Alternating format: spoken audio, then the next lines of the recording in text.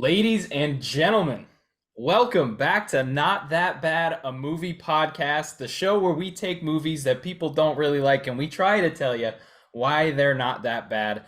And folks, doth my eyes deceive me? My illustrious co-host is back. I of course am Connor, aka George of the Jungle's less famous, less adventurous brother, Frank of the Forest. And my illustrious co-host, Gabe Tice, is back. Mr. Gabe Tice, how you doing, buddy? I just have come back from traveling in 5 different countries in the span of a month, so I am jet lagged. But thank you. It's good. It's good to be back, and I'm really excited today because we have a special guest. We have a fellow podcaster and a screenwriter and a strike captain for the Writers Guild of America, Brian T. Arnold. Brian, thanks for joining us. And how are you doing today? Oh my God, I am so good. Thank you for having me. I'm very excited to be here. Yeah, I don't know why I said so long. I'm good. I'm good to go. You're just I'm starstruck, doing all aren't you? right. You're starstruck. I'm just so glad you're back. I think I haven't gotten over the fact that you were in 5 countries. I haven't been to 5 countries. I haven't. Yeah, I haven't I gotten haven't over been that. out of life. the United States. I've never been out of the United States. If you want to just let our audience know a bit about your podcast, Brian, how would you describe it? Sure. It's 39-minute conversations. Basically it's a podcast that is an interview podcast. I'm talking to other people in entertainment, mostly writers, filmmakers, actors, comedians, and it kind of came out of the pandemic, being locked away and feeling I didn't have a social life anymore because I'm someone who took COVID very seriously and still probably takes it too seriously. So I would do it. Kind of was based on the idea of early pandemic days when we all were like Zoom was our only way of communicating and none of us had Zoom Pro. So every conversation would cut out at 40 minutes. So I wanted to do a podcast where we had to get through the whole thing in the duration of one free Zoom. And as soon as Zoom cuts us off, the podcast is over. So that is available wherever you get your podcast, 39-minute conversations. Actually, we just did the season 1 finale this week. So I'm taking a little bit of a break from it to focus on WGA captain stuff and working on some other projects, but it will be back at some point in the future. But for now, baby, there's 39 episodes to listen to. So just so take your time, get through those, and I'll be back with it later. And like we mentioned, you're a strike captain for the WGA. So can you let our audience know what a strike captain is? What are the responsibilities? How you became one, and all of that? Absolutely. So I didn't intend on being a strike captain at the beginning of the strike. I've only been in the guild since last year. So I was like, this feels like something that's above my pay grade. I won't, I'm brand new. I don't know what I'm doing out there.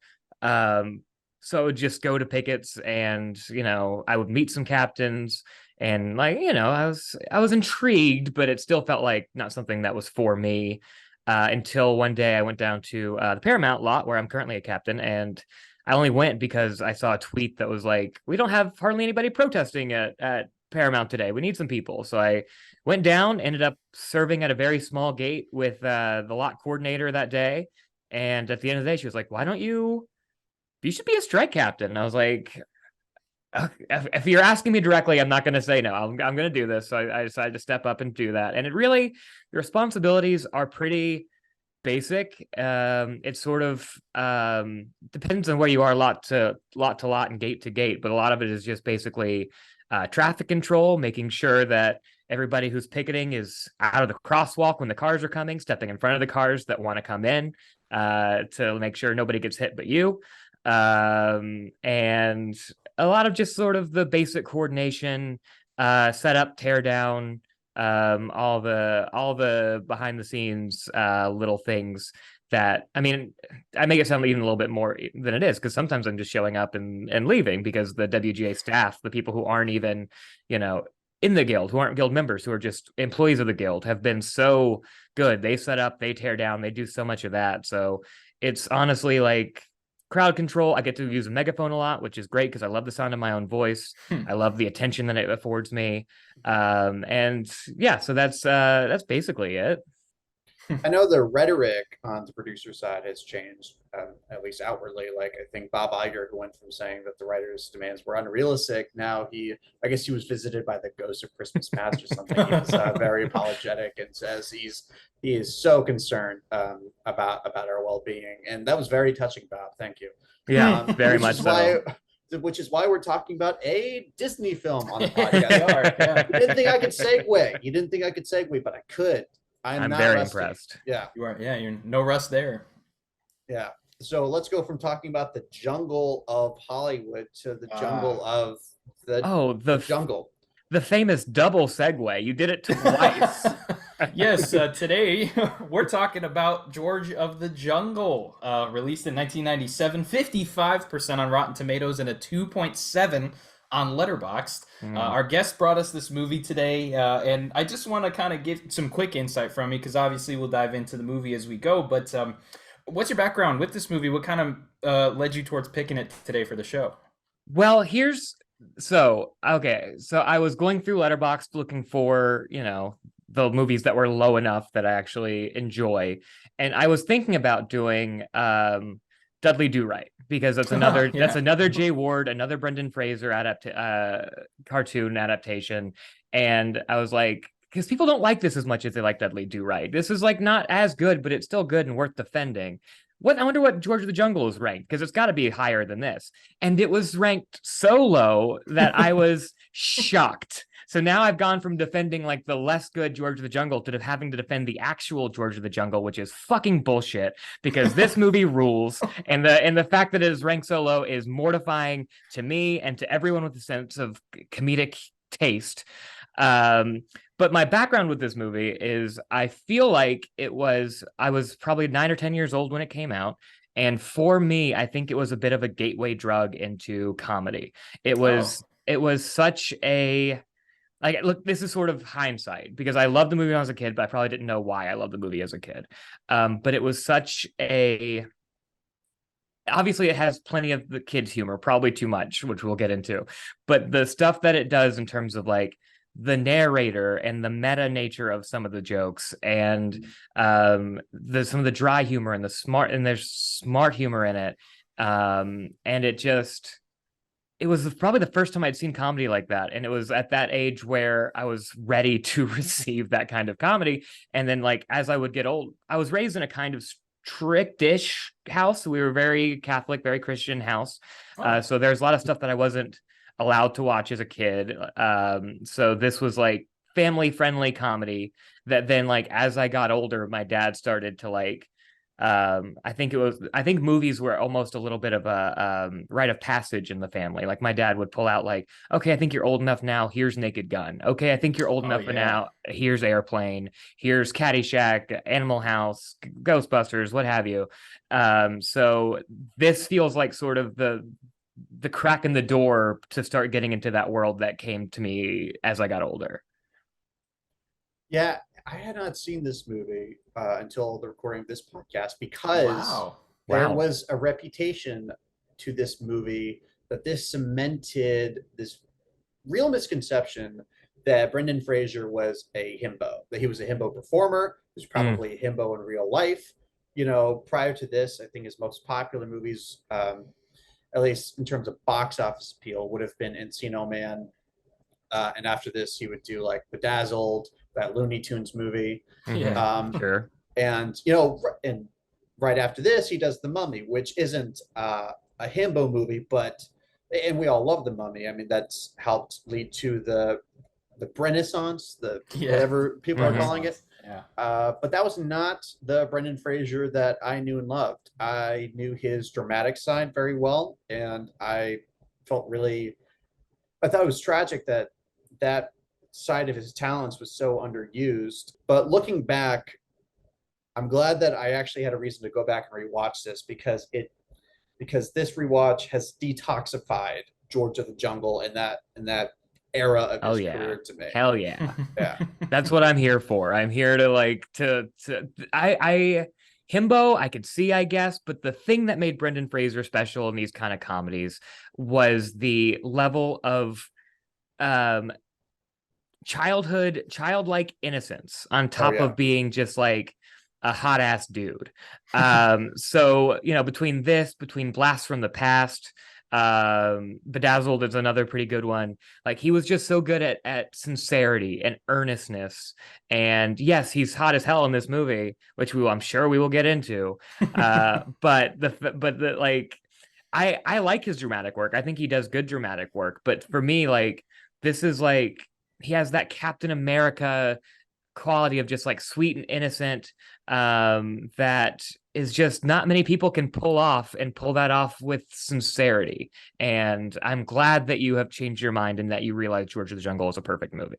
We could just end the podcast right here. Yeah, right, it's over right now. Spoiler. Honestly, Gabe, I'm surprised because you and I, we were born the same year, the year after this movie came out, and oh my God, grew you're up so on young. this movie. Yeah, we're little, we're little ones, I guess. We're on our 25th anniversary as people. Yeah, 25th anniversary. But no, it's surprising because this is a movie that, at least for the first few years of my life, like I watched this a ton of times. It had been about 20-ish years since I had seen it, maybe 19 years.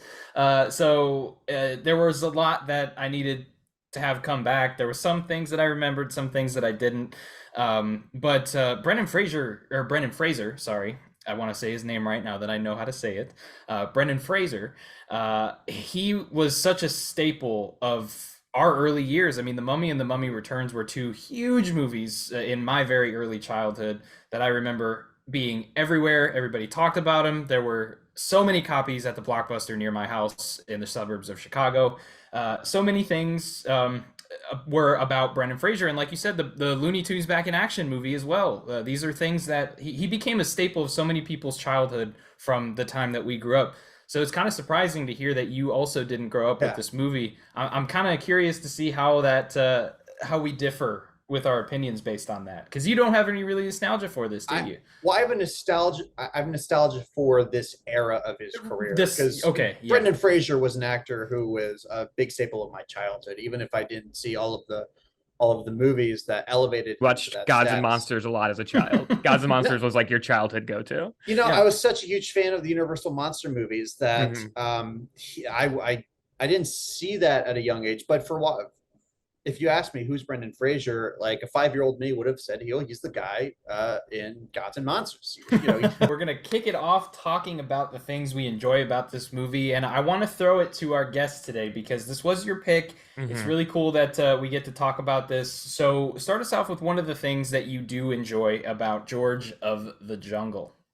Man, I don't. Okay, so I've obviously already talked about why Brendan Fraser works in this movie and why he's such a great actor. So I'll go beyond just him and I will first shout out all the performances in this movie. Everyone is giving 110%. Leslie Mann is the cutest she's ever been, the most adorable in any movie. Yeah. Thomas Hayden Church, also future Oscar nominee, chewing the scenery as this buffoonish villain. John Cleese, doing fine, doing pretty good as doing God's work. Doing God's work. And speaking of God tier, let's talk omniscient narrator. Like, that dude just bringing so much comedy to this thing. Like, everybody in this cast is fully bought into what the kind of movie they're making. And some jokes work, some jokes don't, but it's never because of a lack of commitment. Everybody is 100% on board and knows what kind of movie they're making and giving it their all. Dude, I mean, Thomas Hayden Church is a guy we've talked about on the podcast because we talked about Spider-Man 3, and I've gotten into my thoughts about his career as a whole. But not even himbo, right? Like, he has the most airheaded. I mean, it's like he can almost trick you into thinking he's giving a bad performance because there's something so like detached about his delivery. Sure. But the direction, the writing, and this character, he is not doing the obvious intonation for a character like this, for a smug, preppy character like this. I mean, he looks like a carpenter. Like, he does not have the face for this kind of role, but I think that helps. That helps in a huge way because this movie has things that could be cliches, but they don't land like cliches. Leslie Mann, I've never been like too familiar with her work outside of some of her big movies like This Is 40. Sure. She was in Knocked Up. Right. Knocked Up, Big Daddy. Like, she Yeah, she's very good. Like she's always funny. She always brings it. But like she usually plays such like a hard ass or like the person who's like, my husband's funny and I don't like that. Like those are the kind of roles that she gets saddled with. And this time she gets to play and have fun. And she's so light in this movie. And it's great. She's great. Yeah, huge amounts of charm. And her chemistry with Brendan Fraser, who of course is the star of the show. I mean, I almost feel like I don't need to go into why his performance works and why it still holds up, why he makes this movie hold up. But his chemistry with Leslie Mann can't be understated because it does give the movie its heart.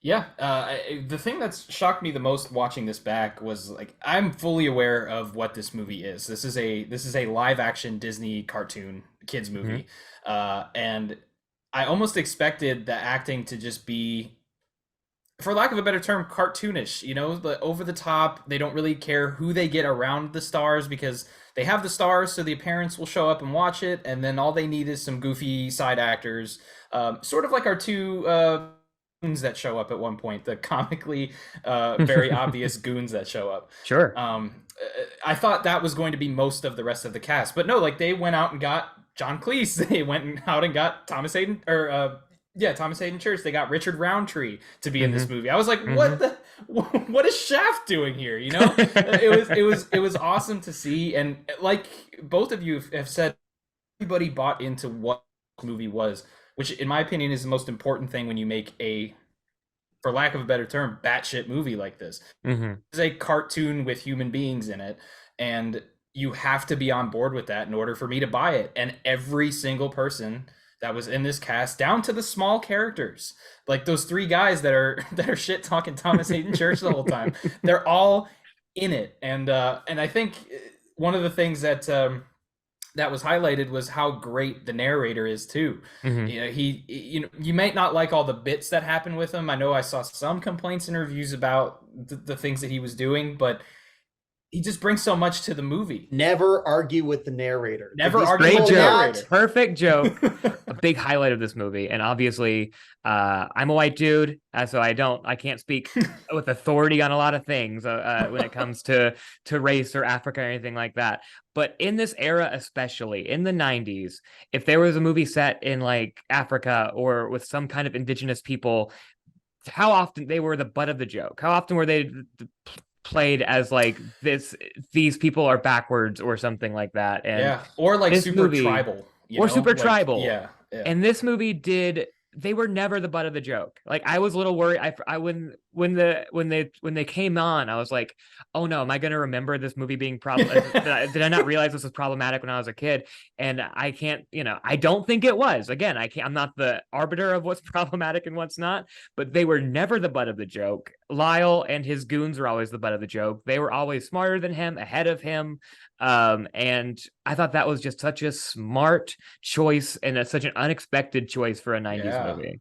No, this movie has a good heart. Like some movies, you go back and you realize that they were actually evil this whole time. It's just, we've had a few of those, and it's tragic when that happens. But George of the Jungle, it has a couple of pretty savvy jokes I think work better in 2023 than probably when it came out. One of the best jokes for me is when Thomas Hayden Church is condescending to them, like, "Oh, do you want this camera? It's from America." I was just gonna bring that up. Magic camera, yeah. I was gonna bring that up because that's such a thing that you don't expect to see from a movie. Like even today, there's this conception when you talk to people who don't really know much or haven't read up about like what Africa is really like, who think that these people have never seen technology before or never seen cameras and stuff before. And it's just like, no, like there are places like that, but there are places like that here, So it's like, I don't think people realize what it is. This is honestly somewhat progressive in that sense. No, Absolutely. It's extremely progressive. So much so that I think if it came out today, I think you would have a lot of people complaining about it. And you know the type of people I'm talking about.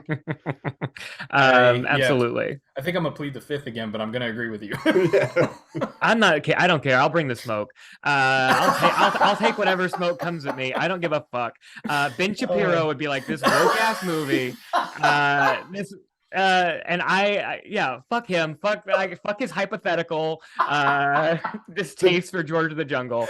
God, that was so good. Staying in the edit. This is all staying in the Hey, edit. look, this As is it right after should. the whole Barbie thing, with like what was it, like an hour-long video about why Barbie was bad. So I Yeah, think this is a exactly. good time, Not better why it time was than ever. bad, why it was the worst Why movie it was he'd the ever worst seen. thing. Yeah. Which is Oh yeah. God. And let's actually talk about that for a second, because that brings me to another point.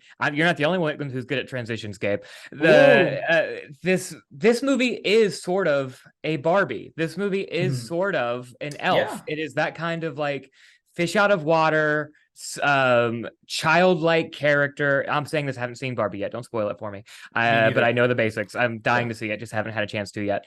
But it is that kind of like childlike wonder character who's thrust into real world, or real world has thrust upon them.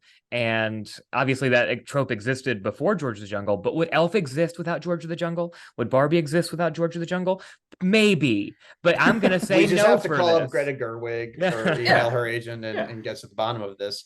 I mean, I was actually pretty relieved when I realized that we were taking that turn in the story, taking George to San Francisco. I thought we were going to stay in the jungle the whole time, which wouldn't have been a problem so much as I think that it was a wise move to change up the pace of the movie, put George in a new environment. I think that really fostered a lot of growth for him. I mean, this movie was accused then and is probably accused now of being brainless and stupid, but I think that there's a healthy dose of commentary, or at least allusion to commentary about classism, about Western chauvinism and snobbery, just enough to give this movie a pulse. I mean, I think dramatically the best scene is when George's future mother-in-law threatens to castrate him if he doesn't back off from Leslie Mann. And that's another great actor, by the way, Holland Taylor. Holland Taylor, yeah. Oh yeah. Let's talk a little about that scene, because I actually wrote something down, the scene where Holland Taylor was. We're jumping around, but this is the good section. Doesn't matter. Go for it. I had a random thought during that scene, but it was Holland Taylor, Brendan Fraser in like close-ups with like deep focus with like lights behind them, and I was like, do you remember when comedies looked good? Do you remember when they actually made an effort to like have good shots and good composition and like I know, and I mean, I'm not saying this is like a masterpiece of directing or cinematography, but it looked like a movie that cost money. It had color, it had depth of focus, it had stunt work, it had real sets, it had animatronics, it had all these things that nowadays people making movies just don't give a shit to do anymore, too often. Not all, obviously, but it was a testament to, like, in the 90s and before, movies, even like children's movies, like, hey, we're gonna make this thing look like a fucking movie, and they did, and it's great. But that was the standard then. It's just how much the standard has lowered. I mean, I think because you go back to the reviews and people, I mean, I think the people who accuse this movie of being lazy, they were sincere in that complaint. And maybe in the context of 1997, this movie did seem low effort. But man, like, this is like basically a Mission Impossible movie by today's standards. I actually wrote the same thing down, because I was like looking at some of those stunts and I was like, remember movies when like you thought like somebody could have died making it? That's when movies were great. And that's true with Mission Impossible movies still. But I'm sorry, I interrupted you to make that joke and point. Continue, Gabe.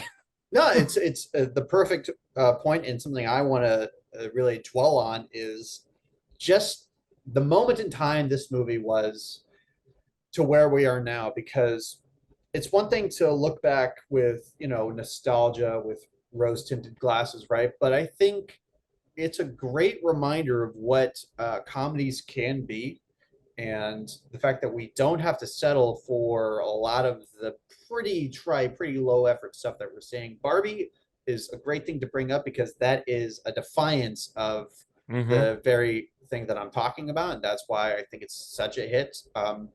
It's not just because it's woke, although when a movie has a message that does appeal to people, especially if the younger generation of moviegoers, I think that is something that is going to help. It's not going to hurt. But Connor, do you see that same sort of thing that we're talking about? Man, I thank you for saying about how movies now feel low effort, because I had a conversation, and I won't expose who I had this conversation with because that would just be rude of me. But they were talking about how movies now feel so much like there's more of an effort now because so much goes into the editing room and like having these huge budget special effects, and movies cost more than ever because of all these crazy special effects. And it's like, okay, if that's what you're into, then that's fantastic, but you're not going to tell me that movies like this, look at how much of this would probably be CG now, that they had to put not only money into making but creativity into making it work and making it look good on camera. It's not just about let's stick this guy in front of a big green wall and we'll just build everything around him. It was no, we're going to build it and then we're going to try to shoot it, and if it doesn't look good, we're going to have to figure it out or we're going to have to cut it out of the movie. Yeah. And it says something about the skill level of filmmakers like this. And not to say this director is like a master or anything. I'm not really familiar with his other work. I don't Same. know. But what I will say is that it surprised me watching this back because truthfully, I didn't expect much. You know, a lot of movies I watched as a kid and really loved. I'll say one that I might bring on the show to torture Gabe one day, but I don't know if you guys have ever seen Dana Carvey's Master of Disguise. I loved that movie as a kid. It was one of my favorite movies, and watching it now is tough. It was not Sure. made well. It was very cheap. Funny still if you want to, buy into the kid humor in it, but watching this back, this felt like a movie first. They were making a film. Okay, what is this film about? What do we need to do with it? What are our intentions? And for them to make it the way they did and still have as much intelligence in the writing. Yes, I said intelligence in the writing, folks. Yes. Yes. For them to do that, it shows a lot when you watch it. No, to quote my favorite film critic, Harry Styles, it feels like a real Feels movie, like a movie. like a go to the theater movie.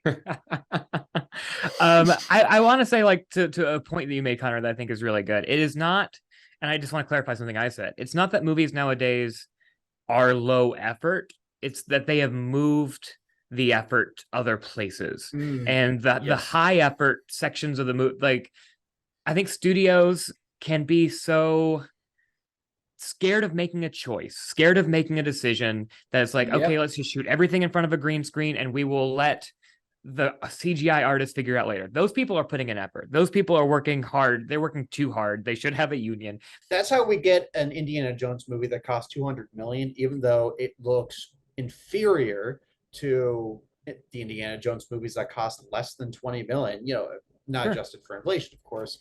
I don't want to overstate this for George of the Jungle. I don't want to make it sound like we're talking about this literal masterpiece. Go ahead. It's the fact that this movie has been elevated is a commentary about where things are today. Sure. But that doesn't mean that the critics weren't wrong or snobby to deride this movie as low effort, because it just shows you how much this stuff was taken for granted, that this movie could have been called low effort when, I mean, you have somebody swinging off a bridge. It wasn't Brendan Fraser, but it was a real guy who really could have died, I'm sure. And by the way, I just want to throw in, nostalgia is definitely here as well. I mean, this feels like 1997, and that I love that about this movie. Absolutely. Every time we talk about a movie between, I don't know, 1997 to 2003, that is Connor's first and usually biggest. This guy. Yep. Better believe it. But, people can say that something being nostalgic kind of dismisses the notion of quality, but I actually think a movie does have to hold up to really tap into that nostalgia center of your brain. I mean, I go back and revisit films that I loved as a kid, and I just loathe myself by the end of it by allowing myself to let that movie into my soul. And I can still feel nostalgic in a sense. Like, I remember how much I loved it as a kid. I remember the same way. I remember loving Ben 10 Race Against Time as a kid. That's not, but I would, if I ever watch that movie, it will be in total secrecy and it will not be on this podcast for us to defend. I am so much older than y'all. It's just apparent every time you bring up a reference something you watched as a child. I'm like, oh yeah, I was in college probably when that came out. Yeah, this does tend to happen sometimes on the show where we we'll either start to state something as if it's a fact, but then like, we'll get a comment or somebody who watches the show will be like, man, you were how old when that came out? Man, I'm old enough to be your like parent or something. And you're like, no, just, it happens sometimes on the show for sure. But, sure. But sometimes, actually, a lot of the time, we won't know how big of an age difference there is until somebody brings up a reference, and everybody else goes, "Oh, you were born at that year." Yeah. Okay. Yeah, we still grow up on VHS tapes too. We're all the same in some way. I'll take it. Yeah, but we're kind of all '90s kids here, kind of, sorta. Yeah. I mean, I was born in the '80s, but I grew up in the '90s. I'll take it. Yeah, and I was technically alive when Bill Clinton was president, so I consider myself a '90s kid. Go fuck yourself. But I did just want to jump into one last thing in the good here, at least on my side, before we moved on. I know we've been in this section for a little bit, but because there's nothing bad or ugly about it. Well, we did talk about how smart this movie can be, and I just wanted to kind of bring up a couple of things about sort of what this movie does well, but also what a lot of comedies from this era do well.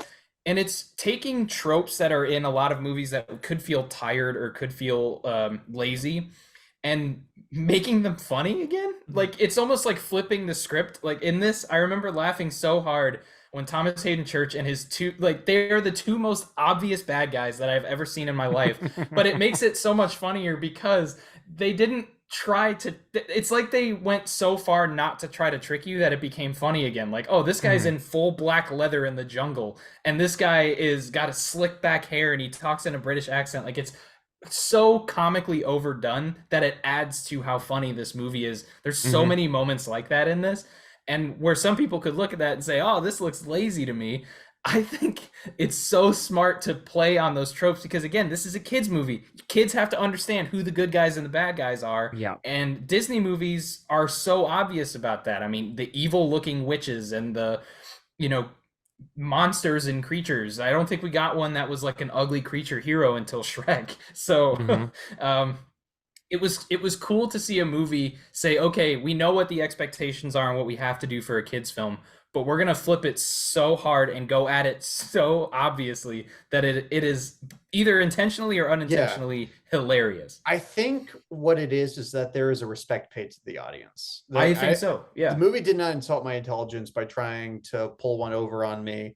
Obviously, like 25 years old is probably too old to be watching George of the Jungle for the first time, but sure. That's a fair point. Yeah, but at the same time, I didn't have that feeling of like when I watch a kids movie with my nephew and I have to sit through the obvious tropes, and I just have to like stop myself from like criticizing the movie in front of my like 6-year-old nephew. But this movie, there was a respect paid to the audience of all ages. And that's something what I was trying to get to about Thomas Hayden Church is just the fact that they cast him. Like, I was comparing him in my mind to Billy Zane from Titanic, very different type of movie. But, that was a genuine attempt to masquerade an obvious villain with, with class, with riches. The fact that he doesn't look like a thug. But Thomas Hayden Church is so poking through that illusion. It's like there is no attempt to suspend our disbelief there, and that transparency is, I think, what charmed me. Yeah.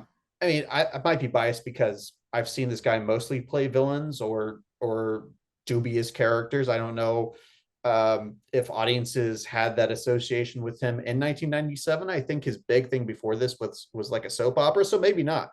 But there's another reason why this movie holds up. The actors have gone on to do further work that makes you appreciate their roles in this movie even more. No, absolutely. Yeah. And I think you're right to credit the writing of this, the intelligence of it, the way it treats its audience. And I do want to shout out that, and this is going to lead me to a point that we can decide if it's good, bad, or ugly. I think it's good. But the movie was written by two women.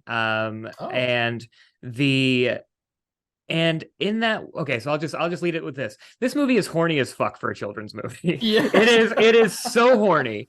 But it is horny in like a female gaze kind of way that I don't think you would see from a movie that you still don't see from a movie that often. Like George is the object of like desire, but not in like a scummy way.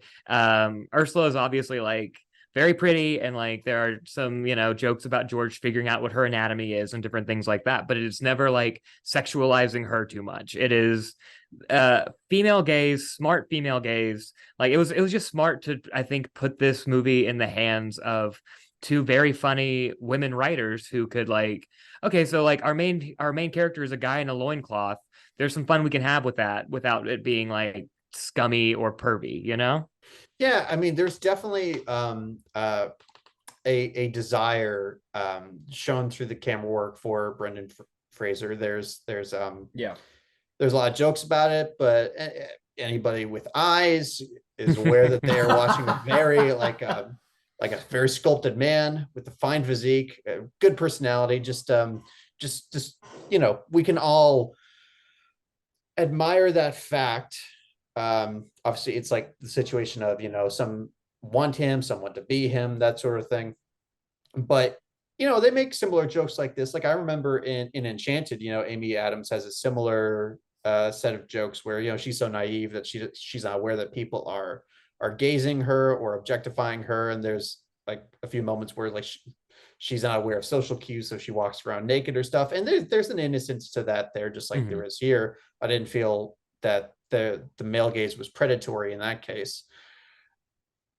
And you know, I was waiting for like some off-color jokes about George's inability to understand women or understand social cues with women. I thought that was going to bite them in the ass at a few points during his little mating thing, like what do you mean no mean no, you know, like that, Sure. that sort of thing. Yeah. And no, that never happened. And I didn't even think to credit the fact that we have two women writers, only women writers. It was innocent, but it was still like maybe it's I feel like this movie awakened a lot of people in my I saw that in a generation. lot of the reviews. Honestly, I did. Yeah, I saw that in a lot of the reviews on Letterboxd. Because obviously Brendan Fraser is hot. Leslie Mann is the cutest, hottest she's ever been in a movie. Like, and they just had such chemistry that like that I think can kind of start leading us into the bad, if you don't mind me making the transition.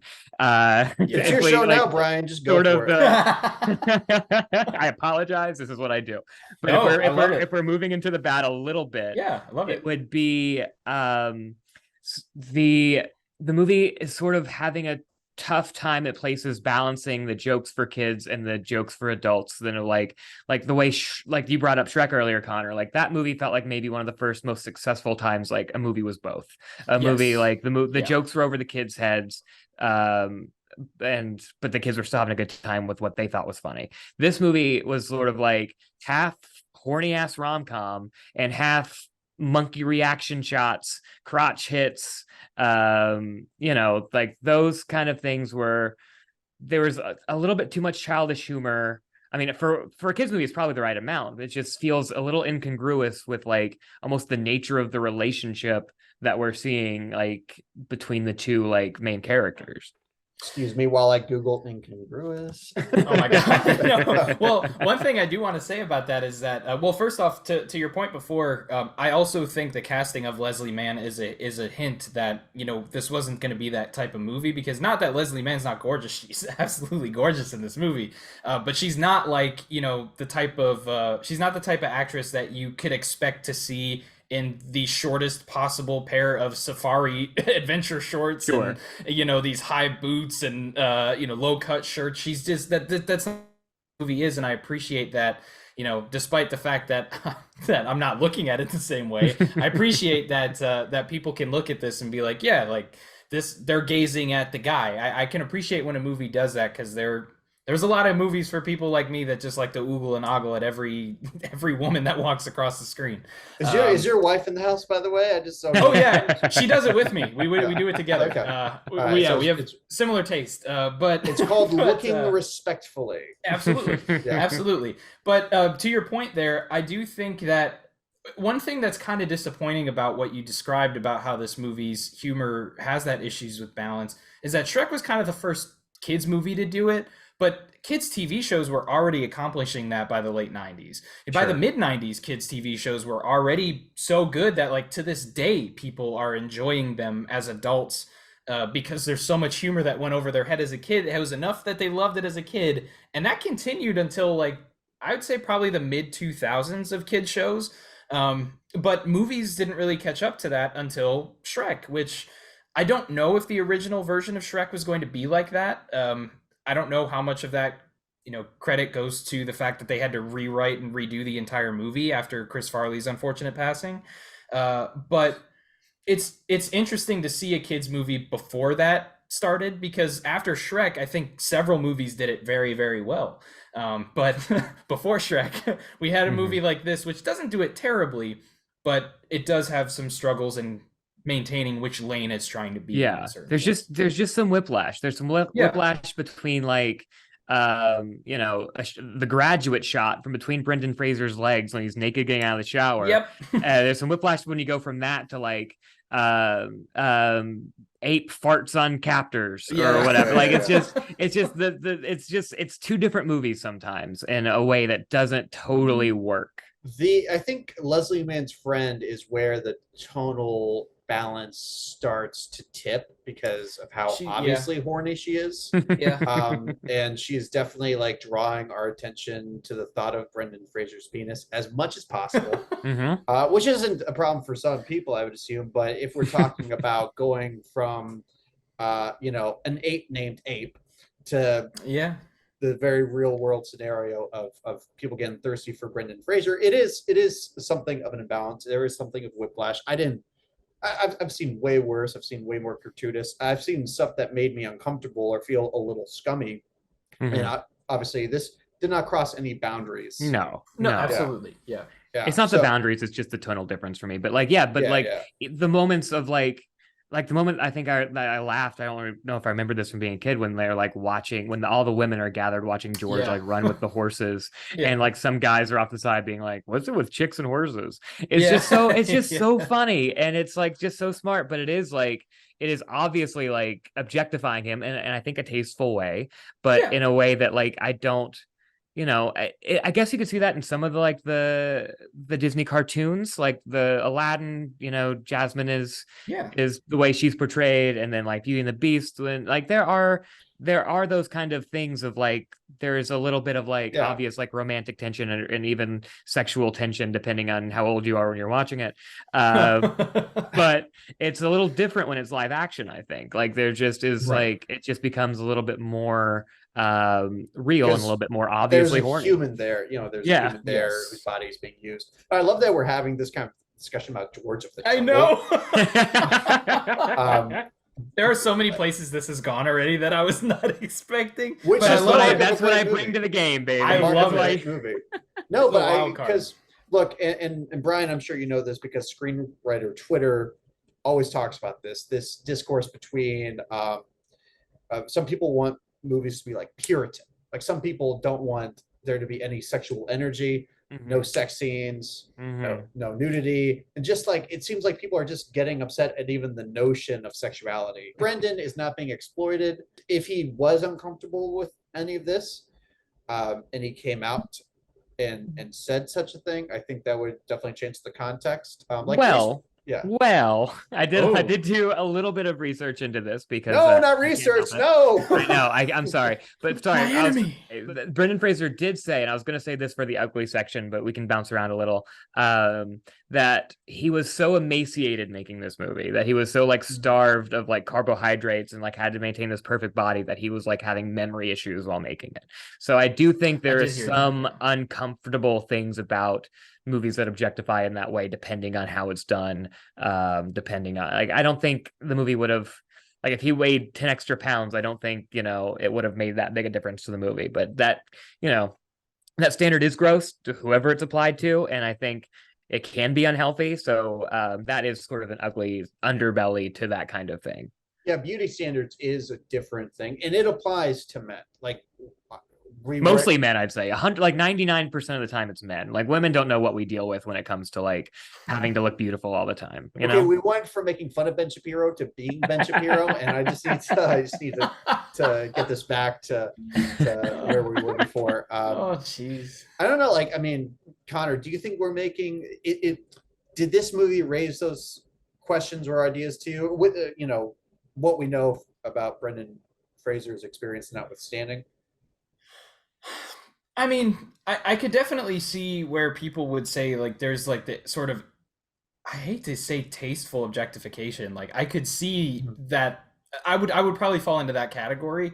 As far as standards and such go, like I think there are so many ways to look at preparation for a role in a movie. If the studio is coming to an actor or actress and saying this is what we need you to look like and it's going to be unhealthy for them, that's when I start to, lose my faith in the people that are making the movie. But when it's the other side of things, like I don't know the full context of what Brennan was talking about in that case, but like I think of Michelle Pfeiffer in Batman Returns squeezing into that Catwoman suit to the point where she was like suffocating sometimes. Sure. Some of it comes from the actor's desire and the filmmaker's desire to make a good movie. But I would agree with you where you say, at least in this case, Gabe, like if this guy would have weighed, 5-10 pounds more, I don't think any of us would have noticed. He still would have had abs. He still would have had, he still would have been toned. I hope that it wasn't a studio note, but at that point, like if you watch every movie looking for that, you're going to find a lot of movies rampant. I mean, just rampant. Even to this day. Yeah. And but it's definitely every something Marvel, to highlight. Yeah. Every Marvel body, like every my God. Yeah, just male and female both, what they have to go through to be in a 100%. Marvel movie. Yes. But yeah, it is just like I don't know, just a thing that like there's no right or wrong to it in different cases unless the studio's like really pushing for it in a bad way.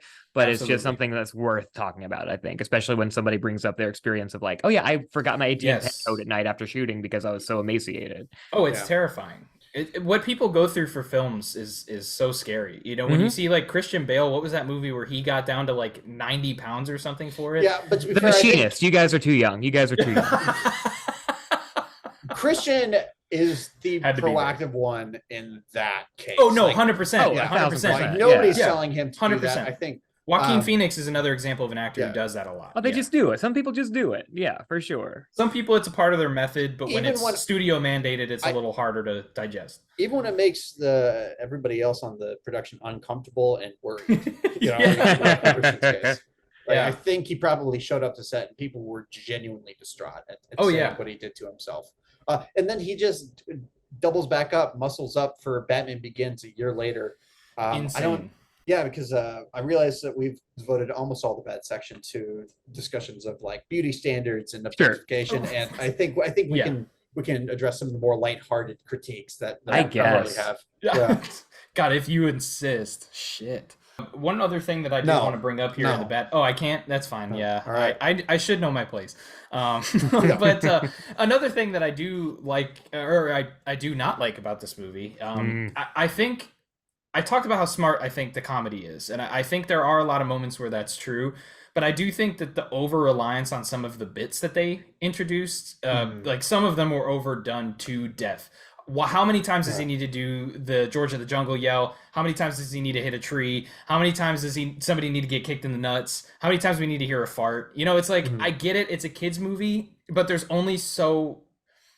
I get mad when people make that, like, when people watch a kid's movie and they don't adjust their standards to this is made for children.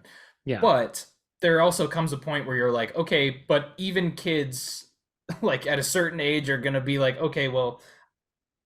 this is a lot of this. I mean, things will just get less funny. Yeah. I mean, I don't know about you, Brian, so you can go ahead because I have some thoughts on this.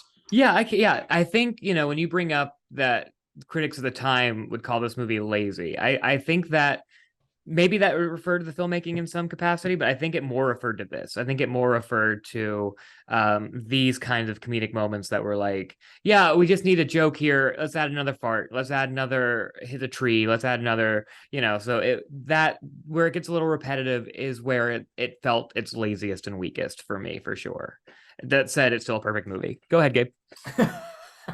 No, this is a throw everything at the wall kind of movie. And I feel like I feel like that is what comedy generally is. But for some reason, this one doesn't offend me with that notion because at least it's adhering to a premise. At least it's specifically like it doesn't throw literally everything at the wall. It is set within these parameters. They make jungle jokes. They make jokes about how hot Brendan Fraser is. There's a specificity to this movie. Whereas I think, you go and see any sort of broad comedy today, I think it really is going to be whatever the writers, whatever joke they thought of is going onto that page without a real filter. And I'm not talking about all comedies. I'm just talking about those specific category of comedies that we've been discussing this whole time. Did he need to hit a tree that many times? No. Did I have to hear people say, watch out for that tree so many times? No. Or watch out for that, and it would cut off because it wasn't a tree. It happened a couple times. That would probably annoy me more, honestly. Yeah, honestly, yeah, it kind of did. The boat was the one where I was like, fuck, come on. Yeah. I think that was just like a leftover from the cartoon. Like that was that was all the cartoon was like klutzy jungle man who keeps hitting trees. Like that was like the entire premise of the cartoon. So the fact that the movie has more than that is a testament to the movie. The fact that it has a little too much of that is a testament to like, let's just do the cartoon thing again. Right. Yeah, we probably haven't discussed this at all, but I think there is a school of thought that just didn't think that there should be a George of the Jungle movie, that is not a character that is deserving of a feature film. And they come up with a story here. In fact, I think I read that originally this was not a George of the Jungle movie. This was a separate kind of Tarzan spoof movie that Disney got their hands on and turned into a George of the Jungle movie. So there is the skeleton here of a real story. Screenwriting rules have been adhered to. There's talent there on the page. And there's also some, there's some kind of like desperation for laughs. Oh yeah, you can just you can hear the studio executives kind of being like, get another shot of the monkey laughing, get another shot. Yeah, like that's like for the kids, and that's Panic Disney executives being like, remind them it's a kids movie. Remind them, show them another monkey, show them another fart. But the fact that there's a good movie around that is really a testament to the writing and the filmmaking and the acting, all of it. Agreed. So do we have anything to talk about in the bad before we get into the ugly? Yeah, I don't think so. I think are we all ready to tackle the critics in the ugly section here? Because I feel like we've all like that was a big thing that critics were complaining about. So I think this would be a good time to transition, unless somebody has another critique of their own. No, I'm good. Maybe this will come up in the ugly section. Maybe it won't. Either way, I don't want to disparage the movie any further than I already have because it's well, if not, we'll lots of time for you. But of course, the ugly section, we dive into your complaints about the movie, not anybody specifically on the show, but the fine people of Letterboxd and internet reviews and people who don't like this movie, the critics, as they say. And we'll just jump right into one of them that's kind of subjective, so that's kind of why I want to start us there. People say that this movie, well, I'm going to group two in together because I think they kind of belong together. People say that this movie is lazy and that this movie is unfunny. Now, obviously, one of those very subjective. There are some movies that I swear by that I finally get somebody to watch and they tell me how unfunny it was, and it breaks my heart and it makes me cry and all those things. But lazy is an interesting one to see for this, and I saw it in so many reviews talking about how lazy this was. I want to get your guys' take on that. We've talked about how intelligent some of the writing seemed to be, but was there a sense of laziness somewhere other than the repetition of jokes for you guys? I'll start with you, Brian. What do you think? I think at this time, especially in the 90s, it was a time of there weren't as many adaptations as there are today. So I think there was probably a little bit of lazy being thrown on to like, oh, it's a kid's cartoon as a movie, and look at it, it's like it's for kids, and it's like going for the lowest denominator of jokes and the lowest denominator of audience.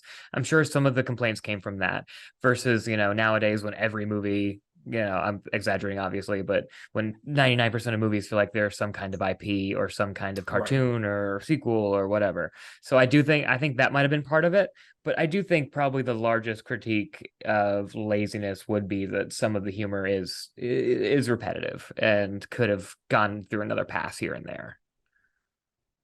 Gabe? So this movie comes out in what I call the Siskel and Ebert era of film criticism. And I love Siskel and Ebert. I love Same them era as film as critics. Godzilla 1998 as well. Just want to throw that out there. Another movie unfairly treated by. Don't you mean Mayor Ebert and Gene and his assistant Gene? Jesus I do. Christ. I just wanted to throw. We didn't even get there. into that on our Godzilla episode. People can go back and listen to that episode. Easily the most contentious episode we've ever done. Hopefully we can put that behind us. But the Siskel and era Ebert. Wait, what? What did I just say? The Siskel and era. There's the jet lag. The jet lag's coming across now. Yeah, you were doing a good job of hiding it until now. I know what you're trying to. The Siskel and Ebert era of film criticism was film critics versus movies in a lot of ways. It was film critics, getting into bouts and fisticuffs, a war of words with movies, and that inclined them to exaggerate or go on the attack of movies that didn't deserve it. And something that I really appreciate about modern film discourse, even though I think this can backfire, and I think we overthink movies that don't deserve it, but people are much more attentive and much more willing to take a movie on its own terms. That's how you see movies like this get reappraisals, or that's how you hear an emerging group of fans. I mean, that's what this whole podcast is based out of. If you didn't have that era of dismissive criticism, I don't think you get to a point where you get people like us who feel the need to fight back or push back. So that is all to say that this movie has those problems to some extent in some places. I mean, there is an over-reliance on jokes. If you want to call that lazy, I guess I wouldn't argue with that. But the way critics pounced on this movie for that. Yeah, that was an era of a lot of Gabe's dads who were not were not into Brendan Fraser, and I think that might have been part of it too. I think that this was Encino Man, this was Airheads, and that's all he'd done so far. Not all, but obviously he'd done School Ties by this point. So maybe there was that same kind of thing of why is Brendan Fraser wasting his time with this thing? So maybe that could have been part of it as well. One thing that I want to say a couple of things about this, and just to kind of nail it home. First off, I do think people are a little unfair about this. And this era of movies, because this is kind of when it started with all of those. Like you talked about Dudley Do-Right, that was around this era as well. And then right after this, we had Inspector Gadget with Matthew Broderick. And there's several movies during this time. And I think what these movies have a disadvantage of that movies today I don't think have as much. And maybe some of the Disney live action movies will have this effect. It'll be interesting to see, but the parents of that era or the older kids of that era already grew up on those cartoons, and now their kids are watching these movies that they feel is subpar. This isn't what I grew up on. That's an effect we still have today. That's a lot of what these arguments are about these things, like the Ninja Turtles movie that's coming out, Mutant Mayhem, or came out. It's getting glowing reviews, by the way, which is awesome. Even though it has a black April on the we're not going to talk about that. We're not going to talk about. I'll talk about it. Bring the smoke. Where's Ben Shapiro about that? What's he said about April O'Neil? Fuck him. Definitely didn't have any issues with Ben Shapiro on that one, but I won't go any further on who that might have been. Okay. We don't have any deleted episodes of the show, I promise. My God. But here's what I'll say is that I do want to go on a small rant about film reviewers, and it's because I had to read so many damn reviews because so many people were praising this movie even with their low star ratings, which is great. I love to see that from a movie. But when I didn't see a good review, I saw so many people talking about the reason they thought this was unfunny is because, and they kept using the word childish. And it bothered me so much because this is something we talk about on the show pretty much every time we pick a movie. If you cannot adjust your expectations when you go into a movie, if you expect every movie to be Citizen Kane or Empire Strikes Back or whatever is your favorite movie, if you compare every movie to that, you're always going to be disappointed. And if you're not, congratulations, you found the diamond in the rough. But the fact that people go into a kids movie and they expect it to be funny for a grown adult, which by the way, I think it still is. I don't know what that says about my sense of humor. We've all talked about how this movie is still funny to us as It's adults watching still it. funny. Still funny. But what I don't get is why are so many people going into movies with the same expectations as every other movie that they watch? If I'm watching a horror movie, Halloween, I don't expect it to have the level of acting as I don't know, one of my favorite movies that I think has great acting is Lady Bird. I don't expect the actors in Halloween to be as good as the actors in Lady Bird, but what I do expect is what I'd expect from a movie like Halloween. Why don't people adjust that? I don't understand that thought process of okay, I'm going to go into George of the Jungle and I'm going to expect it to be highbrow, high level, funny to all ages, funny to everything, have adult content. This is childish because it's a fucking kids movie. Yeah. It's for kids. Yeah. I'm well, sorry. I think when people are using that as a pejorative, I think that's synonymous with dumb, right? I think that's what people really mean. Yeah. And the fact that it's a kid movie, the fact that there is an attempt to pander to children and their sense of humors, I mean, that's there. I think, you can credit a lot of what we were talking about, the jokes that don't land, the jokes that get repeated way too often. I think, you can group in with that. You can associate it with that. I still think that's a very separate complaint, though. I mean, now a movie can be childish. It can be like juvenile. Like when I picture like a childish movie, like childish in the wrong way, I think of like an annoying, bratty child, like a loud, obnoxious, entitled child. George of the Jungle, if it's childish, it's a pretty sweet kid. Yeah. No, exactly. Yeah. It's exactly what I was thinking. And I just like, and I can. Yeah, I do think people can have that tendency. People have the tendency to be like, well, why isn't the movie I'm watching exactly for me versus, not being able to see that they're not the main character all the time. I think that's just kind of true of a lot of people. And I think that's true of like the more that we're served, this might make me sound like the old man that I am. The more that we're served algorithms of everything that we want everything is for us. Everything is made for us. And when you go back to an era where like something was trying to reach a wide audience, or even like this kind of movie is trying to reach, let's bore the parents while the kids are watching, so there's a broad swath the movie like this is trying to serve. It is not some indie art house aiming for a small subsection. People might be like, well, this has some stuff I like, but this has other stuff I don't like. What is this? And is that TikTok's fault or Netflix algorithm's fault? I don't know, but as a 36-year-old man, I'm gonna say yes, it is. Well, it's also like you said, like algorithm, and I think that's a great word to use for why people's minds are like that. But at the same point, like there's just so much. There's so much content, and the fact that so much of it is spoon feeding people, and when it's not spoon feeding people, it's really challenging them. When you see a movie like this, and it's not just kids movies, it's a lot of movies from the 90s that all of a sudden people, especially in like Gen Z, are saying it doesn't age well, whereas people who kind of grew up on movies like that, they age really well. Not only do they age well, but that's what we want movies to be again. Like when I watch Ghostbusters, I'm like, man, why aren't we doing effects like that still? They look awesome, so I don't know.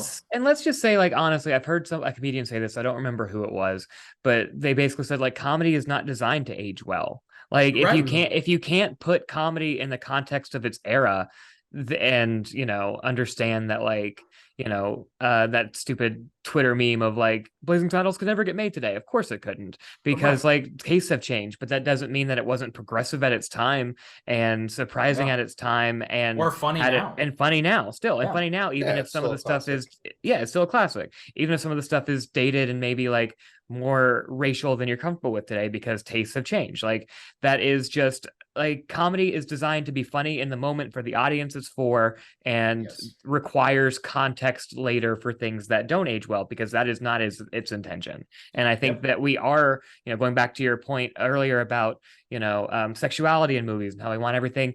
There is a little bit of a weird movement online in younger generations that is puritanical, and that can be like in terms of sex, it can be in terms of like anything that could be read as offensive by anybody. And obviously, like, I don't like things that are hateful, I don't like things that are intentionally offensive, but I think sometimes we have to like really put things in context of when they were made, and like understand that like what their intention was it to be, you know, edgy? Was it to be like actually awful? And like this was a badly targeted joke. But either way, like, you know, context is important. And I think those kind of things should be preserved rather than like cleaned up, you know? But the irony is that we're talking about a movie that I think has a better context in 2023 for a lot of its jokes. Oh, 1,000%.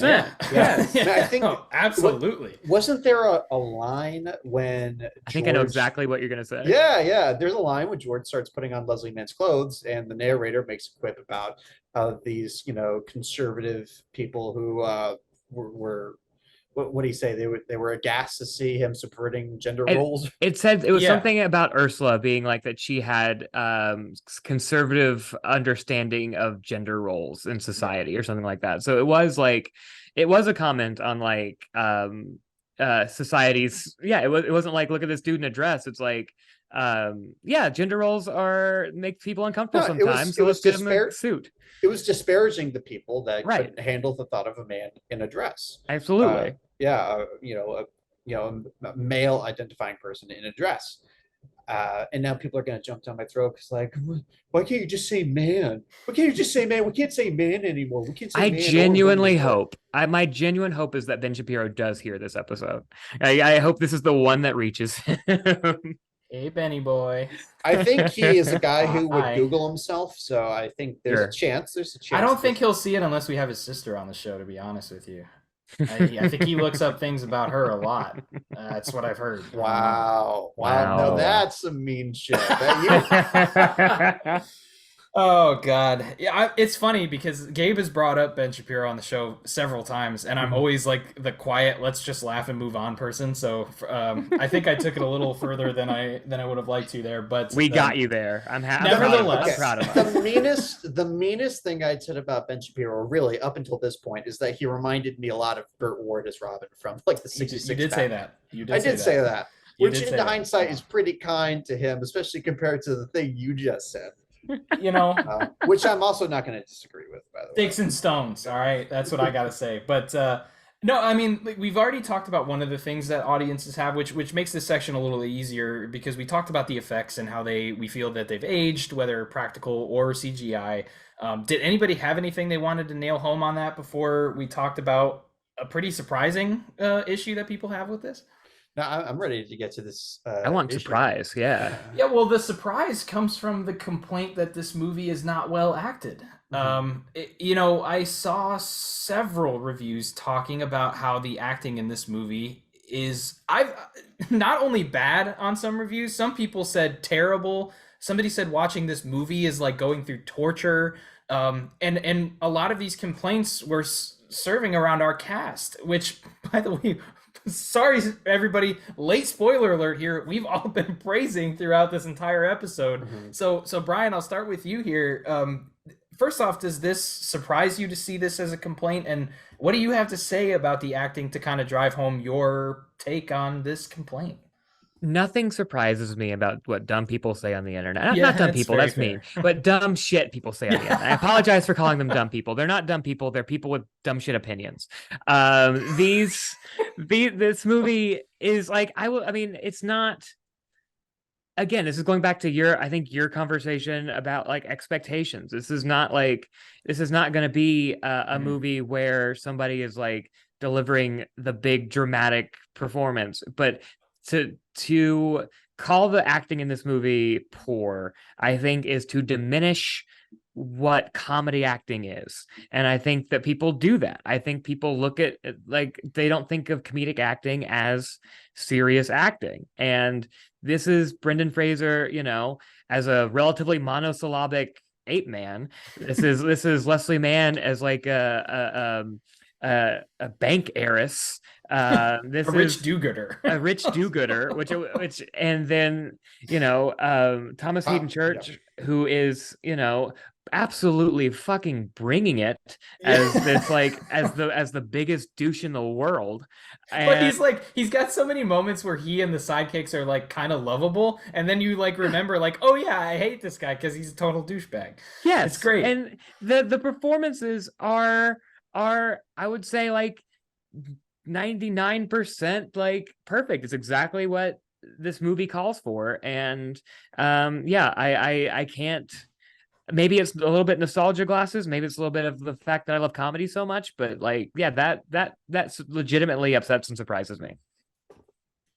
Gabe. No, it doesn't surprise me because I know where that mindset comes from, because I feel like I belonged to that mindset, right? Again, I think people credit this as cementing an idea of Brendan Fraser as an unserious performer, as a himbo. Not just this movie, right? We had brought up his Right. earlier work, which contributes to that Encino Man, but this cemented it, this crystallized it, right? For years and years to come.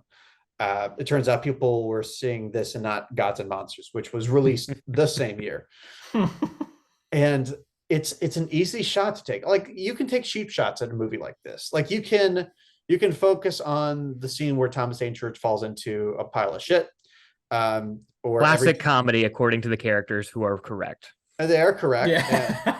I also leaned my head back and laughed in Yeah, unison with them. And look, I doubt this is the performance that Brendan Fraser is the most proud of. And now that he is an Academy Award winner whose true depth of talent is has been spotlighted and has been recognized, I feel like we can all go back and just appreciate the lightheartedness of a George of the Jungle without blaming it or rolling our eyes at it. I mean, it honestly, even if this wasn't the reality of his experience on set, it really seems like this is the type of movie that actors love to make. It seemed like everybody was having a good time, and that either was because of their commitment or it lent to their sense of commitment. And it was, even though a lot of people kind of didn't take him seriously after this movie came out, it did put him closer to the A-list. It did. It was a blessing for his career in many ways. Stephen Sommers says that this is the movie that made him think about Brendan Fraser for The Mummy. Like, it did some good stuff for him. It did some great stuff, and here we are, the biggest movie podcast in the world for sure, defending the movie. So he's got that going for him. I just feel like there are aspersions that people like to cast on movies for things that correlate with an actor's career but are not the cause of it. It, I think, correlated with a sense of Brendan Fraser not being a serious actor, but I'm not going to blame the movie because what he's being required to do is difficult. It's not something that just anybody can do. And the art of making it look unserious is an art in and of itself, right? Like the fact that we're not embarrassed for him, or at least I'm not, I'm sure nobody else here is. Nope. That is its own skill, and that's its own talent, and that's what makes movies like this, goofy kids movies, that's what gives it the charm that they have. Yeah, but not just kids' movies. Like Brian said it too. Comedy acting is something that's always kind of been criticized. And as somebody who grew up with, oh God, please don't come after my parents. I grew up on Mel Brooks, not Blazing Saddles. That was much later, and I can respect their thoughts on that. But like, I grew up on Spaceballs because I was a big Star Wars fan as a kid. And reading reviews of that after putting my Letterboxd reviews through, and just people being like, yeah, the acting's not great, but like, it's funny. It's like, well, what do you want from these actors? You know, like I know this isn't a fair comparison, but as somebody who's watched pro wrestling for my entire life, you know, the acting, if you're going to pro wrestling for acting, look, you're not going to the right place. I'm sorry. It's just not gonna come to you. But there's an art to doing what you're supposed to do in the world of pro wrestling. And that's something that I grew up watching religiously. I watched that probably more than I watched a lot of movies growing up. So thinking of it in a comedic sense, actors are asked to do something very specific when they're in a comedy movie. And sometimes they're asked to do a lot of things that are very specific. And to be able to pull it off and make it look effortless or, in a weird way, when you're such a good actor and you make yourself look so incredibly dumb or dim-witted or whatever it may be, or goofy. Looking at this was great. Something that my wife said highlights this perfectly when we were watching it. It was she talked about Thomas Hayden Church and about how different he is in Spider-Man 3 as compared to this one. He's technically a villain in both movies, but such a different kind. Like in this, he's a somewhat lovable, but then you remember you hate him douchebag. I don't know about lovable. Well, no, he's one of those characters that makes you laugh and you forget you hate him for a second, and then he does something scummy and you're like, oh yeah, I'm supposed to hate this guy. I never forgot that I hated him. I mean, obviously he made me laugh, but I mean, I'd put him in the love to hate category. Like, yeah, I would say that fun to watch, but like obviously yes. a douchebag all throughout. Now I have some affection for the actor, and oh, absolutely. And I think that's Very probably much what you're getting at. But the character taken at face value is somebody I wanted bad things to happen the whole time. And luckily he got his comeuppance with by marrying an ape that randomly appeared in his boat. Yeah. That First of all, where did that ape come from? I wrote that down. I should have said it in the bad. And how did UPS deliver him so quickly to Africa? First of all, I know UPS isn't that good, okay? I have stuff delivered through them all the time. They got this man from the United States, New York, to Africa in days. 2 days. San Francisco, not New York. Oh, that's right, San Francisco. That's but right. then but also, yeah. Now we're back in the bad section. We're just looping back around. We're here for another hour. We're here for another hour. Also the Nike shoes product placement in that scene, like the most in-your-face commercial for Nike shoes, like wasn't worth it. Wasn't funny. Okay, now I did chuckle a little bit. I gotta be honest, I did chuckle a little bit. That's fine. It was that perfect. was such a byproduct of the time that it gave me nostalgia more than like, you know. Fair enough. It also luckily they kind of handled it like not the exact same way that Wayne's World handled it. You know, in Wayne's World, and they're having that conversation about how I will not sell out for pride and breaking the fourth wall. They didn't do it quite the same way, but they did it so obnoxiously obvious. Yeah, that it's more like Space Jam. It's way more like Space Jam. Yeah, you know? Like Space Jam. Get your Nike shoes on, and we'll go to the Nike Stadium, and you'll put on your Nike shorts, and like that whole thing. It's like absolutely. I believe that was an honest attempt to sell me Nikes, but okay, if you want to be that overt about it, I guess I can give you some points for honesty at least. Be funny with it. So I appreciate it a little much. I will say though, like I do think that there is a point to that. Like in talking about movies that do product placement, like there are times where it's a problem. It didn't bug me in this one personally. So yeah, look, it wasn't Man of Steel. It wasn't like throwing an IHOP at me. It was just, you know, I think one of the funnier visual gags in the movie is when he's punched out of his Nike shoes. I think I do think that's fair. That almost redeemed it for me. Yeah, yes. But if we are in the bad section, which I think we clearly are because it's Brian's show now, then hell yeah. I don't love the implications of where that joke is going at the end with Thomas Hayden Church. You know what I mean? Because they're insinuating ape rape. Is that what you're talking about? Is that what you're referencing? A little more than insinuating, right? Like previewing ape rape. Like if we can get back on our soapbox for a second and really talk moral issues, I think there, you know, and I think we still deal with this, like, you know, the concept of a man being sexually assaulted was used for comedy in a lot of media, and surprisingly you'll see it in supposedly kid-friendly media. And I'm not it's not the most egregious example. It's something that I think would like pass over the heads of most people, but I picked up on it, and maybe that's because I'm a snowflake, but it's just I was laughing so hard at it. Like I just you were laughing so hard at it? Not in a way of like this is hilarious, in a way of oh my fucking god, I don't remember this. that was a little too much. Like I mean first of all, just the like where did the ape come from? Like it would have been, to me, cleaner joke, you know, it's a crocodile in the boat. And then like now it's like, oh, is he gonna get eaten and we leave? Like that's such like a cleaner joke than like, hey, this ape might have sex with Thomas Hayden Church later. Like I think it's just like an implication we don't need. Yeah. Oh God. But you know, I think we've addressed the bad. I think we've addressed all of the ugly, right, Connor?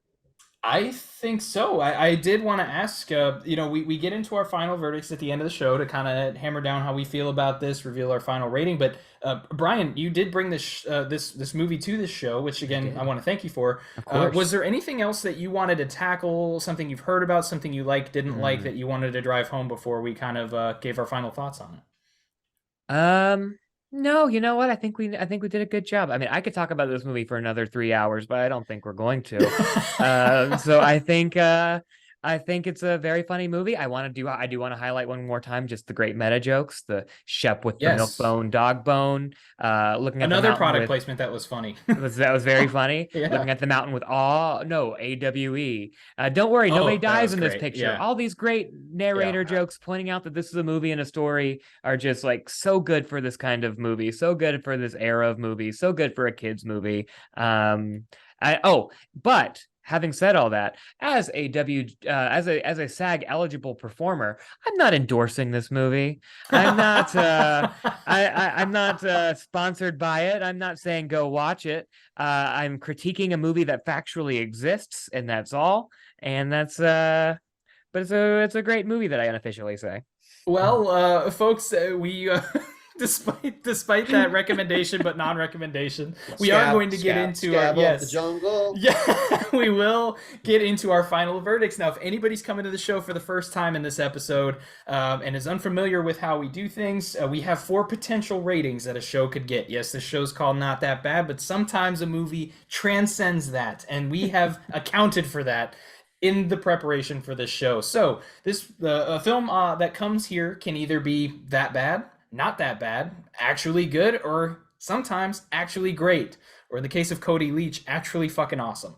Mm. That's exclusive to When that we say episode, that so sorry we just for won't him, we that's won't be Cody's bringing rating. that rating Yeah. back. But Brian, I'll start with you. I know you kind of gave your Mhm. final thoughts there, but if you have anything else you want to say about the movie, we'd love to hear it. And if we could hear what your rating would be on that scale, I'd love to hear that as well. Yeah, I think genuinely this is a movie that is good for kids. I think adults are going to be a little less into it than the kids just because of some of the repetition, so especially if it's the Right. first time you're seeing it, because of some of the more kid focused jokes. It doesn't quite have the balance of something like Shrek that can be more subversive than this, but it has something for that everybody will like, I think. It is very fun, very funny. Um, it's not perfect. It's not quite Elf. It's not quite, that level of this kind of movie. So I'm gonna go with actually good. I think that seems fair, even though I really want to say actually great. In fact, I will. Fuck it. Actually great. Yes. Yeah, there we go. Yes, we This episode, encourage. this would have felt Yes. incomplete without an actual. Right? I would agree. And going next, I'm going to take the enthusiasm just a step down from Brian. No, and that's not disparaging. Oh man, the does that fact mean that- I have to talk like Ben Stein when I say mine? This is gonna suck. The fact of the matter is that I did not grow up with this movie. I do not have a relationship with it. I have a relationship and an affection for a lot of the people in it, and that definitely informed my enjoyment of this movie. It did not blind me in any way to the problems that people have had. It is an easy movie to take shots against, especially if you consider yourself highbrow or intellectual. It is not an art house movie. This is not A24's George of the Jungle, but it's a movie that wears its flaws on its sleeve. It's a movie that is surprisingly respectful to the audience with its humor, with its themes. And there's a reason why so many of the people in the cast went on to, star in major films, win Academy Awards, and become fan favorites, because they're bringing it here, and they would go on to do so for the rest of their careers. And I know Brendan Fraser has had this resurgence, this whole reappraisal, and I think that alone will make people want to go see this and recontextualize it, because it is going to, I think, make us appreciate the whole arc of his career really well. I probably wouldn't watch it again by myself, but I did think to myself that, when I have kids, I would show this to them, or I would show this to my nephews. It's that kind of movie, which is, I think, a major success for a kids film, which this movie unabashedly is. And with all of that said, I can easily say that this movie is actually good. Nice. Yes. Okay. That's great to hear. And so in delivering my final verdict here, I think if you're watching this movie now and you're not really down or into, the late 90s or or over the top comedies or live action cartoons, which is exactly what this is. This is a cartoon come to life. With all the cartoonisms that you're used to in watching your favorite kid shows growing up. If that's not something you're down with, this isn't really going to be the movie for you if you're a first time viewer. If you grew up on this movie like I did, though, I think this is worth another watch. I'll be honest, I was a little disappointed at the end of this because I remembered having so much fun with it as a kid. And I don't expect that same level of fun as an adult when I go back and visit something, but I expect a little bit more of that feeling. And I get that feeling from so many other things. I didn't get it with this, and that did disappoint me. But one thing that I will say is that I got so excited not having children right now to show this to my kids someday. Because I just remember feeling so great watching this when I was a kid and laughing so hard at it and still laughing hard at it now. It's a movie that I think is really fun. We talk about sometimes here, grab your friends, grab some popcorn, grab some drinks. In this case, grab some non-alcoholic drinks, grab, like Gabe said, your nephew, your son, your daughter, whatever. Brian, thank you for bringing this movie to the show. Thank you for coming on and talking about it. For people who liked having you here, who liked, like Gabe and I, who want to come and find you somewhere, who want to follow you from here, where can the people find you? And is there anything going on in your world that you want to guide people towards? Absolutely. Thank you so much for asking. Thank you again for having me. I had a great time. If you want to follow me on any of the socials, I actually killed my screenwriting Twitter. I killed Twitter. I'm not on Twitter anymore. I bounced before it turned into X. I'm pretty happy about that. But you can find me at Brian T. Arnold on Instagram, on Threads, on Blue Sky, pretty much whatever else. TikTok, I guess. You can listen to the first season of 39-Minute Conversations wherever you get your podcasts. And I do want to shout out, you can donate to the Entertainment Community Fund for anybody who's been affected by the strike. Just Google, because I don't have the website with me, but I'm sure it's just something like that. Entertainment Community Fund, and you can donate to help out. Yeah, Thank you we'll so put much. It in the description, of course. Appreciate it. So so if you want to help out people who have been hurt by the strike, not just the people who are on strike, but the crew who can't work because of the strike, Entertainment Community Fund is a great place to donate. Yeah, and Brian, everybody's welcome to join the picket lines, right? Not just screenwriters or even necessarily people in the industry. The only rule that I have for joining the picket lines is please leave the crosswalk when I say to. I get in trouble if hit by a car. So guild member, non-guild member, writer, non-writer, if you support the cause, we are always happy to have more people on the picket lines. Excellent. Awesome. Unless anything else has to be said, Mr. Tice, would you like to take us out? Yeah, sure. Why not? I haven't done this in a while, so let's see. Let's just get prepared here. All right. Wince a little bit. I'm Gabe. I'm Connor. And this is Not That Bad, signing out. Pulled it off, buddy. Where's the record button? Oh, no, I always forget where the record button is.